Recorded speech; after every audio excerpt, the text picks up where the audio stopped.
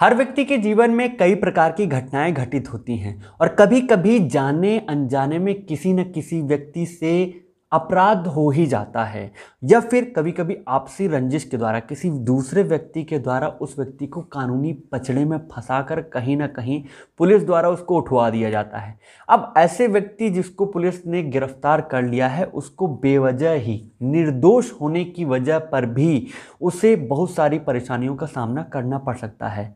अब किसी निरपराध व्यक्ति को, निर्दोष व्यक्ति को इस गिरफ्तारी की वजह से ढेर सारी प्रॉब्लम्स, बहुत सारी परेशानियों का सामना ना करना पड़े, वो इससे अपने आप को बचा सके, ऐसे कंडीशन से निपटने के लिए, ऐसी परिस्थितियों से निपटने के लिए भारतीय कानून व्यवस्था में जमानत का प्रावधान दिया गया, जिनको हम बेल रिलेटेड प्रोविजंस भी कहते हैं। इसलिए हर एक व्यक्ति को जो कि भारत में रहता है उसको जमानत के बारे में जानना बहुत ही जरूरी हो जाता है, अत्यंत आवश्यक हो जाता है।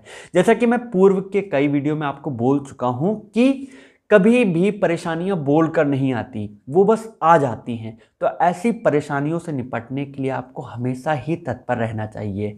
इन सारी परेशानियों की फेहरिस्त में एक परेशानी जो है वो गिरफ्तारी का है और गिरफ्तारी का एकमात्र समाधान, एकमात्र सॉल्यूशन जो है वो जमानत है। इसलिए आज के इस वीडियो में मैं जमानत से रिलेटेड सारे ही प्रोविजन, जमानत होते क्या हैं, इन्हें कैसे लिया जाता है, इनकी एप्लीकेशन कैसे दी जाती है, उनमें कौन कौन से तत्व, कौन कौन सी बातों का होना आवश्यक है और इसके अलावा कौन सी कंडीशंस पे जमानत नहीं दी जाएंगी या फिर जमानत लेने पर क्या क्या रिस्क है, कौन कौन सी शर्तों को पूरा करना अत्यंत आवश्यक होता है, इन सारी ही चीज़ों के बारे में आज हम खुलकर बात करने वाले हैं। तो जमानत के बारे में इस वीडियो को बिना किसी अनावश्यक भूमिका के चलिए आराम से प्रारंभ करते हैं।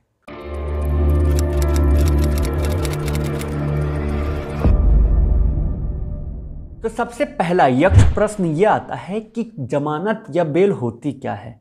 तो सरल शब्दों में अगर कहा जाए तो जमानत या बेल, जब किसी व्यक्ति को पुलिस द्वारा कारागार में बंद कर दिया जाता है तो उस व्यक्ति को कारागार से छुड़ाने के हेतु, जेल से छुड़ाने के हेतु पुलिस थाने में या फिर इसके अलावा न्यायालय में जो संपत्ति जमा की जाती है उसको बेल या जमानत कहते हैं। और ये संपत्ति जमा करने से ये सुनिश्चित हो जाता है कि ऐसे व्यक्ति को जो कि किसी मामले में आरोपी है उसको जब न्यायालय द्वारा बुलाया जाएगा, तलब किया जाएगा, ऐसा व्यक्ति वो न्यायालय में उपस्थित जरूर होगा। और अगर ऐसा आरोपी व्यक्ति बुलाए जाने पर भी, तलब किए जाने पर भी न्यायालय में उपस्थित नहीं होता तो वो संपत्ति जो कि बेल के रूप में, जमानत के रूप में जमा की गई है उसको जब्त कर लिया जाता है। इससे पूर्व हम आगे बढ़ें और जमानत के बारे में जो जानकारियां हैं उनको समझें, जमानत के बारे में जो प्रावधान है उनको समझें। हम ये समझ लेते हैं कि ऑफेंसेस के टाइप, जमानत की नज़र से, जो बेल की नज़र से ऑफेंसेस के या अपराधों की जो श्रेणी की गई हैं वो कितनी तरह की हैं। तो सबसे पहले ऑफेंसेस के अंतर्गत, सबसे पहले अपराधों के अंतर्गत वो अपराध आते हैं जिन्हें हम बेलेबल ऑफेंस या फिर जमानती अपराध कहते हैं। जमानती अपराध वो अपराध होते हैं जिनमें जमानत की जो है प्रावधान दिए गए होते हैं, यानी इसमें जो अपराधी होता है, आरोपी होता है, उनको जमानत आसानी से मिल जाती है। इसके अंतर्गत जो क्राइम होते हैं, जो अपराध होते हैं, वो थोड़े से मुकाबले में थोड़े छोटे स्तर के होते हैं। जैसे किसी को मारपीट करना, मारपीट की धमकी देना या फिर किसी अन्य तरह की धमकी देना, लापरवाही से गाड़ी चलाना या फिर लापरवाही से किसी की मौत हो जाना, तो ऐसे ऑफेंसेस जमानती अपराध के अंतर्गत आते हैं। भारतीय दंड प्रक्रिया के अंतर्गत इन्हें एक तरह से सूचीबद्ध किया गया है। जनरली अगर देखा जाए तो इसमें वो अपराध आते हैं जो कि जिनके अंतर्गत सजा जो होती है वो 1 से 3 साल के बीच तक की होती है। और दूसरी कैटेगरीज के अंतर्गत आते हैं नॉन बेलेबल ऑफेंसेस, जिनको हम गैर जमानती अपराध भी कहते हैं। गैर जमानती अपराध इसलिए क्योंकि इसके अंतर्गत जो जमानत का प्रावधान है वो नहीं दिया गया है। कुछ केसेस को छोड़कर, कुछ अपवादों को छोड़कर इसमें किसी भी ऑफेंस में, किसी भी अपराध में जमानत का प्रावधान नहीं दिया गया है। इसके अंतर्गत जितने भी अपराध आते हैं वो गंभीरता की दृष्टि से काफ़ी हीनियस होते हैं, काफ़ी भयंकर होते हैं। जैसे रेप यानी कि बलात्कार या किसी की हत्या, गैर इरादतन हत्या, चोरी, डकैती या फिर ऐसे ही ऑफेंसेस जैसे फिरौती वगैरह होते हैं। तो ये ऑफेंसेस जो होते हैं वो काफ़ी भयंकर किस्म के होते हैं और इसीलिए इसमें न्यायालय के द्वारा जमानत का व्यवस्था नहीं दिया गया है, क्योंकि इसके अंतर्गत जो सज़ा होती है वो या फिर कैद होती है, उम्र कैद वाली, और या फिर उस व्यक्ति को फांसी तक की सजा हो सकती है। और अब हम बात करते हैं टाइप्स ऑफ बेल या जमानत के प्रकारों के बारे में। तो जमानत के प्रकारों को कहीं भी भारतीय न्याय व्यवस्था में कैटेगराइज नहीं किया गया है, लेकिन सीआरपीसी के अनुसार अगर देखा जाए तो मोटे तौर पे इन्हें हम 3 पार्ट्स में डिवाइड कर सकते हैं। जहाँ पे सबसे पहला पार्ट रेगुलर बेल का है। रेगुलर बेल का मतलब वो बेल जो कि जनरली सामान्यतया जो जमानत होते हैं वो इसके अंतर्गत आते हैं, और इसमें आते हैं सीआरपीसी के सेक्शन 169 एंड सेक्शन 437, यानी कि धारा 169 और धारा 437।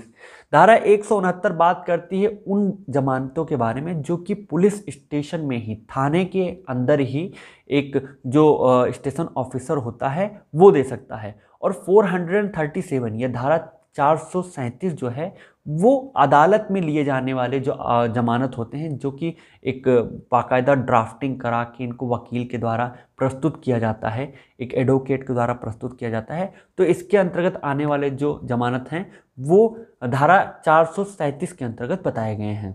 जमानत की दूसरी कैटेगरी या दूसरे प्रकारों के अंतर्गत आते हैं इंतरिम बेल या अंतरिम जमानत।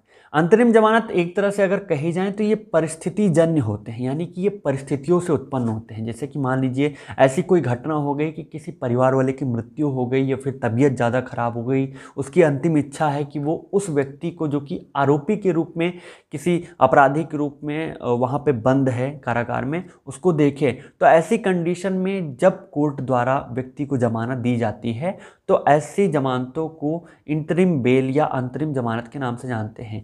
ये कुछ ही समय के लिए होती है, ये मतलब 1-2 या कुछ ही टेम्परेरी होता है, बस कुछ ही दिन के लिए इन्हें दिया जाता है कोर्ट के द्वारा किसी व्यक्ति को। और सबसे लास्ट और थर्ड कैटेगरी में जो आता है वो एंटीसिपेटरी बेल आता है, जिनको हम अग्रिम जमानत भी बोलते हैं, जो कि सीआरपीसी के सेक्शन 437 या धारा 438 के अंतर्गत बताई गई है। इन्हें अग्रिम जमानत इसलिए बोलते हैं क्योंकि इसके अंतर्गत ऐसा प्रावधान दिया गया है कि अगर किसी व्यक्ति को या युक्तक आशंका हो जाए कि किसी गलत अपराध में, उन अपराधों में जिसमें उस व्यक्ति ने पार्टिसिपेट किया भी नहीं है, जो उस व्यक्ति ने किया भी नहीं है, उसमें फंसाकर उसे गिरफ्तार कराया जा सकता है। तो ऐसी स्थिति में वो व्यक्ति सेशन कोर्ट या फिर उन कोर्ट्स को जो कि उसके बारे में बताए गए हैं, जिनमें प्रावधान दिया गया है, जो कि उसके कार्यक्षेत्र के अंतर्गत, ज्यूरिसडिक्शन के अंतर्गत आते हैं, वहाँ पर अप्लाई करके ऐसे अग्रिम जमानत या एंटीसिपेटरी बेल ले सकते हैं। इन एंटीसिपेटरी बेल्स के बारे में या अग्रिम जमानतों के बारे में हम किसी अपनी आने वाली वीडियो में बहुत ही विस्तृत, बहुत ही विस्तार पूर्वक चर्चा अवश्य करेंगे। नेक्स्ट पॉइंट में हम बात करते हैं प्रोविजंस अबाउट बेल या बेल के बारे में, जमानत के बारे में प्रावधान क्या क्या है। तो अगर धारा 169 या सेक्शन 169 के अंतर्गत बात किया है तो इसमें जब व्यक्ति को गिरफ्तार किया जाता है तो वो थाने में जाके जो स्टेशन ऑफिसर होता है, जो वहाँ का ऑफिसर जो चार्ज होता है, ऑफिसर इन चार्ज, उनके समक्ष जब जाके अपनी जमानत लेने की इच्छा को जाहिर करते हैं तो ऐसे जो ऑफिसर होते हैं वो वहाँ उनसे एक तरह का मुचलका, एक तरह का एक बॉन्ड जो है वो भरवाते हैं और एक राशि निश्चित की जाती है, या फिर कभी कभी ये बिना किसी राशि के भी हो सकती है। ये जमानत शर्त भी हो सकती है और बिना किसी शर्त के भी हो सकती है। तो पुलिस स्टेशन के द्वारा दिए गए जो जमानत होते हैं वो धारा 169 के अंतर्गत आते हैं।